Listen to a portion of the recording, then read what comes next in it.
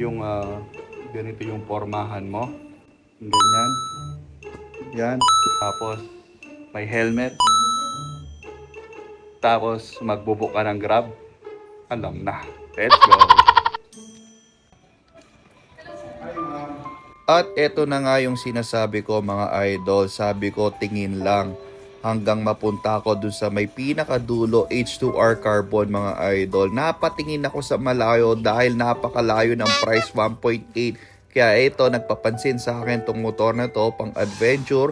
Sabi ko parang bagay yata sa akin to. At hindi na nga tayo nagpatumpik-tumpik pa at uutang na nga tayo mga idol. Ang kagandahan pala dito mga idol, pag hindi ako nakapagbayad, si Commander pala yung makukulong. Dahil sa sobrang miss ko na si Yume, yung kuya ni Yume, yung binili natin mga idol. So dinemo na pala sa akin to mga idol. Sabi niya sa akin, paikutan ko kapag may nakita akong issue, ibabawas na daw sa SRP. So, inumpisahan natin mag-imbestiga dito mga idol. Pinaikutan ko na nga to, tiningnan ko sa taas, sa ilalim. Sabi ko kay idol, may nakita akong issue kaya napadapa natin si idol. Hindi namin alam kung paano namin ipitin yung aming tiyan. All goods, pati electrical na demo naman na maayos mga idol.